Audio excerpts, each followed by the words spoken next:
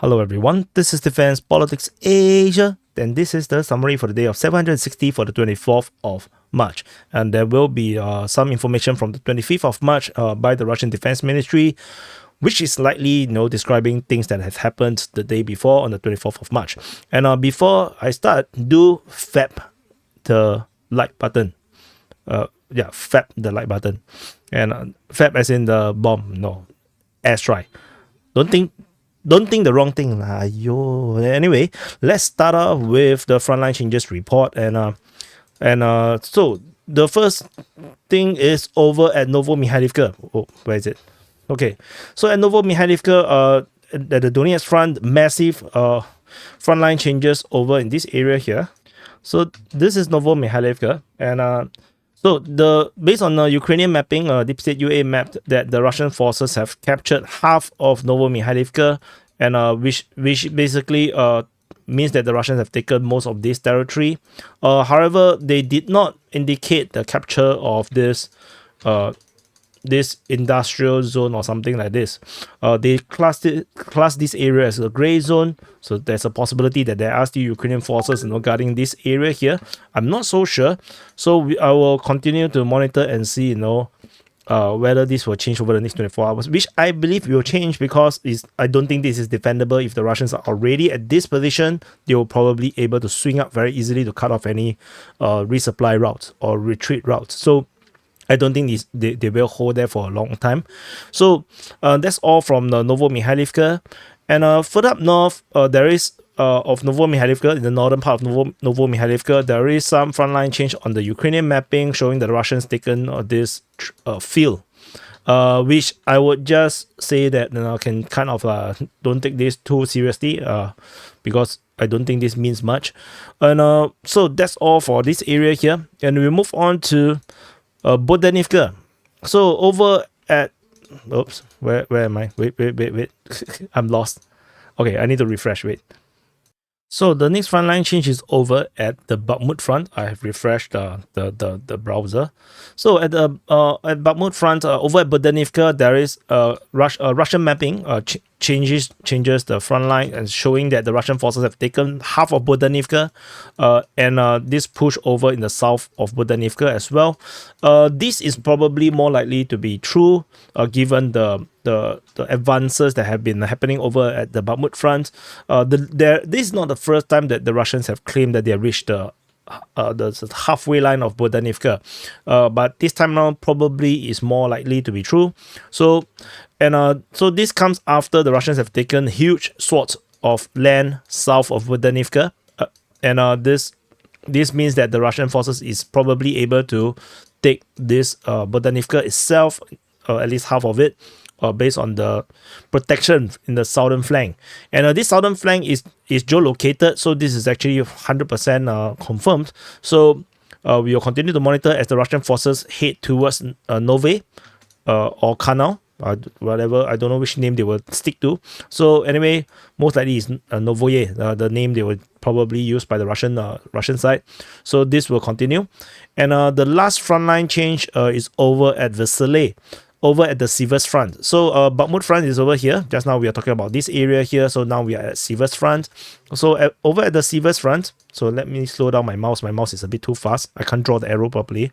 So over at the Vesele region, the Russian forces have advanced further up north in this area here. This is again by Russian mapping. So this is not corroborated by the Ukrainian side yet. So the Russians have been making this pretty serious push in the north of Vesele. The prime target over here is this high ground. These hills over here is all heavy entrenchment by the Ukrainians. It overlooks this entire area at Vesele. Vesele is in the low ground, and from this high ground, the Ukrainian forces can actually have a very good fire control over the entire surrounding region, and including this area here. So the Russians have some trouble penetrating into these hills the past 2 months, 3 months. So we'll continue to monitor. The capture was previously mentioned on the 18th of January. So they have been stuck here for like 2 months already. So that just shows even in today's age with all the modern technological weaponry, geography still means a lot. So that's all. I think that's all for the frontline changes report. We go into the strategic and tactical reporting. We go on as usual, anti-clockwise direction from the Kherson Front. So at the Kherson Front, there is still fighting reported along the southern bank of the Dnieper River. This time around, they did not mention Krinky, so it's probably somewhere else, but I'm still going to map it as Krinky for now. And the Russian forces reported shelling at Yakhinka. So that's about it over in the southern front. Things have went super quiet around here. Over at the Zaporizhzhia Front, we have reports of Russian forces attacking. So let me show you again. This is Zaporizhzhia. This is the Zaporizhzhia Front. So this is the Kuyapole sector, Orikhiv sector, and the Kamsky sector. And can I zoom in? Let me check. Okay, I can zoom in a bit. So the Russian forces are attacking in Nesteryanka, at Robotine, and over at Melanivka. So these are the 3 spots that the Russians are reportedly attacking. I personally think all these are just fire missions. So these are not attacks. The most they are is just probing attacks. So don't mind them too much. That's not going to result in any kind of frontline changes. So that's all from the Zaporizhzhia Front. Over at the Donetsk Front. So this is the Donetsk Front. Velika Novosibirsk sector, Voleda sector, and the Marinka sector. So this area here, the Russian forces are making serious push over in the Velika Novosibirsk sector.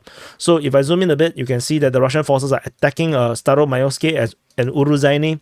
This fighting over here has been ongoing for quite some time already. I believe it's been, let me see, 18, so March 7th. So I think it's been fighting for almost the entire month already. For the past 2 weeks. So the Russian forces are really taking this area pretty seriously, particularly coming from the west. The Russian forces are attacking from the west of Staromayoske. And the fact that the reports now from the Russian Defense Ministry mentioned Makharivka, which is over here, which means that the Russians are pushing in this direction and towards Makharivka. And if this is being done in a very concerted, very concentrated effort, the Russian forces can cut reinforcement resupply route and just de facto capture Staromayoske without stepping into it. So the Ukrainian forces will have no choice but to actually do a withdrawal up to Starozev. Because you don't want to be encircled because there's no way out unless they cross over to Uruzhaine, which is also another dangerous place because the Russian forces have consistently bombarded this area as well, as they are also making a push for Uruzhaine. So we'll continue to monitor and see how these progress over in this front line. And move on. Nothing at the Voleda sector. Over at the Marinka sector, the Russian forces are pushing in Novomykhailivka, as mentioned. They have taken half of it, and they are also attacking the north of it. Fighting is being reported in Georgievka. Maximilianivka has been mentioned in the Russian Defense Ministry report, I believe. Yeah, Russian Defense Ministry report, Maximilianivka, as well as an attack towards Krasnohorivka. I have no idea how I managed to pronounce that word, Maximilianivka. Yeah, okay, I'm not going to pronounce it again before I screw it up. So, geolocation of Ukrainian forces getting hit, showing that the front line is indeed where the front line is, probably slightly in the favor of Ukrainians, but I did not change the front line because this is very minor. So the strike hits here, which means that at least this area here should be a gray zone. There should be nobody over here. So the Russian forces are holding at these buildings around here, probably this building as well. So, and then they have connection through these roads in this area here along the lake. So the Ukrainian forces are here. So it doesn't really change the front line very much. So I'm not going to change the front line for that little bit of things. So that's all for the Donetsk Front. At the Avdiivka Front, the Russian forces continue their push in this area here at Bedaichi, as well as towards Umansky, as well as Pervomaisky. Currently, the situation right now is that while the Russians are trying to push, the Ukrainians are conducting a major counterattack over at Bedaichi, at Semenivka, Tonenke, Umansky, as well as Pervomaisky. So the Ukrainians are now trying to retake the initiative against the Russians after the Russians making a huge progress over in the area of Tonenke. So because of this expansion, in this direction, I think the Ukrainians are very worried, so they are sending a very major counterattack. The Russians are also pushing at Semenivka previously, so they are definitely trying to make sure that the Russians cannot get any closer to Semenivka. So this is the current situation at the Avdiivka Front. Geolocation, there's a geolocation of Russian forces getting hit by FPV drone over in the northwestern part of Avdiivka, confirming Russian presence in the northwestern part of Avdiivka. So that's all over at the Avdiivka Front. Over at the New York Front, Ukrainian forces continue to conduct an attack in the area of New York. So that's about it. Nothing much to talk about. We move into the Bakhmut Front.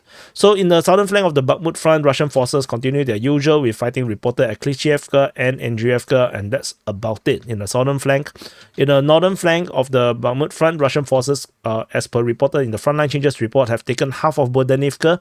They are continuing to push in this area here, and because the fact that the forces fighting around here seems to have very good operational discipline, we are not going to get any more information until some maybe geolocation comes out, which means that there's a possibility that the Russians may have already expanded their control in this area here without us knowing. Until further notice, the Russian forces currently is indeed pushing in these areas here, and we might see further Frontline Changes report tomorrow or something, if the Ukrainians did not manage to send in a reinforcement to hold the line. So the situation here is very tricky for the Ukrainians. It's not going to be easy for the Russians as well because of the the way how the terrain works out in this area here. But the Russians definitely is on fire because of the terrorist attack. I think the soldiers definitely on the front line is feeling it, and they are definitely going to become more ferocious in their fighting, at least for the next few days. So that's all for the Bakhmut Front. Although there's one more thing. There is reports of fighting reported towards Minkivka. Information coming from the Russian Defense Ministry. This is along the highway, and this direction is where I think the Russian forces should concentrate on. But no, what do I know? The Russians decided to push towards Chasivya.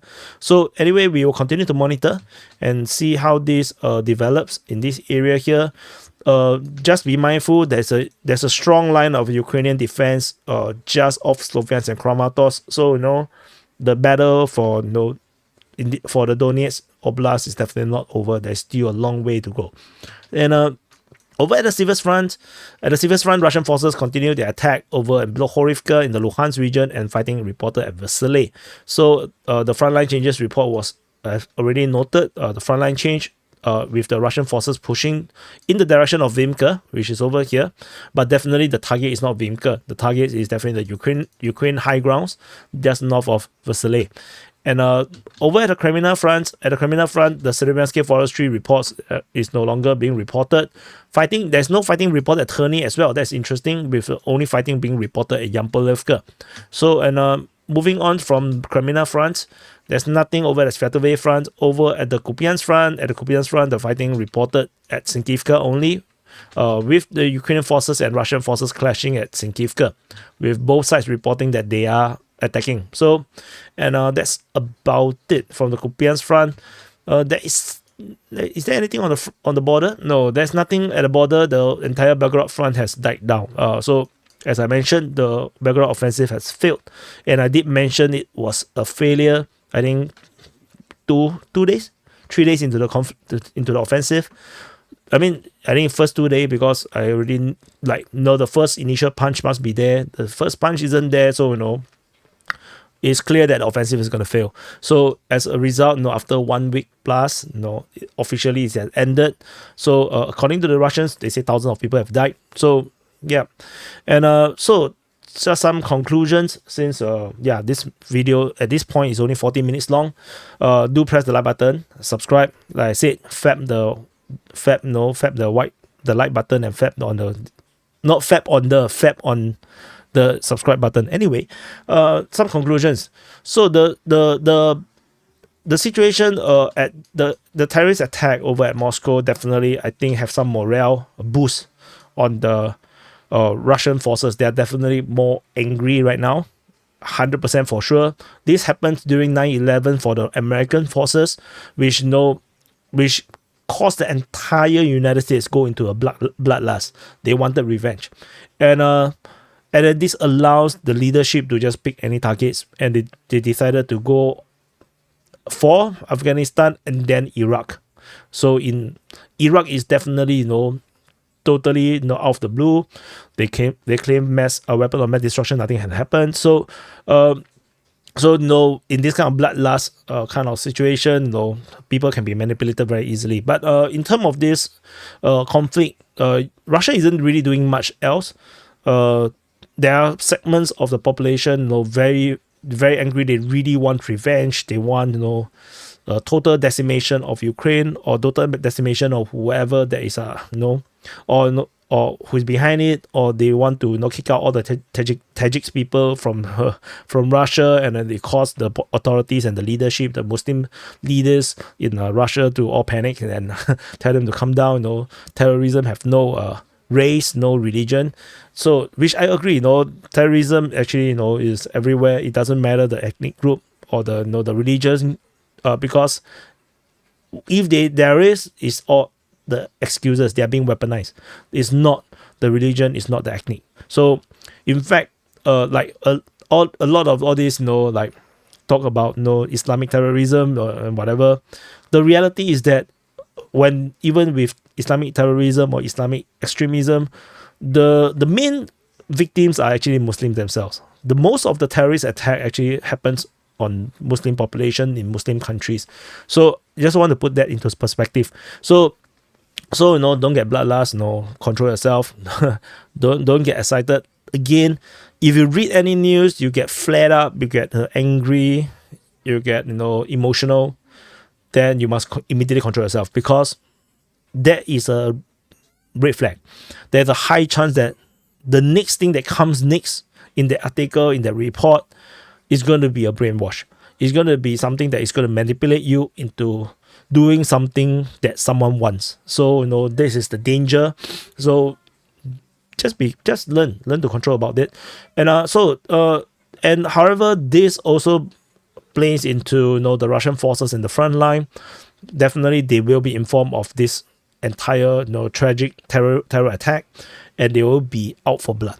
And we immediately see the Russians' expansion of their operations, particularly in the Bakhmut Front, where the Russian forces, which have already started this offensive towards Chasiv, with fighting reported from Bohdanivka towards Chasiv, and they have also expanded control over at Ivanivsky.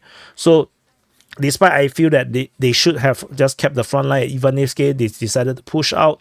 There is still no corroboration of the capture of the entire of Ivanivsky just yet. We will continue to wait for geolocations and whatnot. But pushing into this area here in Chasiv is extremely hazardous for the Russian forces. So maybe they know what they're doing. The Ukrainian forces can create a lot of defensive games around this area here, because of the number of forests in this region here. The Ukrainians can do very well and make the Russians pay for going on this Chasiv adventure. According to Russian reports, they already start to call this the battle for Chasiv. Personally, I still going to call this Bakhmut offensive, because the front line is Bakhmut, and it's going to part of a major, larger offensive, which is currently also happening over at Klishchiivka and Avdiivka. But generally speaking, this is going to take a long time. I don't believe that the Ukrainian forces at this area here is routed. Definitely, they are going backwards because of the enormous firepower on the Russian side. But the Ukrainians definitely is going to hold the position for now. There's tentatively no indication that the Ukrainian lines will break further than what it is right now. They will definitely push back, but then they will hold a line around the forest region. That's what I think. Over in the Avdiivka Front, the Russian forces have broke out of Tonenki, and as well as towards Semenivka. And these breakouts are very dangerous for the Ukrainians, which is why we are now seeing major counterattacks by the Ukrainians to try to hold back and delay the Russian forces. So we will continue to see how this progress, whether the Russians can pounce on the momentum. Tentatively, it looks like they aren't going to be. pouncing on this momentum because there's no frontline changes over the past 24 hours. So looks like the Ukrainian counter-offensive operations at this moment seems to have worked. Is what it's supposed to do. It's unclear what is the situation with the defense lines. That is, the Ukrainians have established as the next line of defense, because this current line, the BOT line, the Avdiivka line, is definitely not something that you can hold for forever. So there must be another line of defense. So I'm not sure what's the construction work for the defense line is like. So we'll wait and see how this develops. And the Russian forces progress over in Novomykhailivka is very sudden, in my opinion. This comes suddenly. We do not, because we are so used to hearing reports of fighting here, but we don't see the front line change. So the Ukrainian forces left with half of Novomykhailivka, and the Russians are pushing north from the north. We'll wait and see. Definitely this area is going to be gone. The Ukrainian forces cannot hold this position. And if this line is gone, means this entire two tree lines is going to be gone. This tree line is still holdable for now. So, and they will be dependent on this line around here, this road and this road here. So yeah, we shall wait and see how this progress. Very interesting situation developing over Novomykhailivka. This comes really sudden for me. And I think the last one is, I think, to look at is the Russian attack towards Makariivka. I think if this really turns out to be like this big arrow, then Staromayorsky will fall without a fight. So we will wait and see.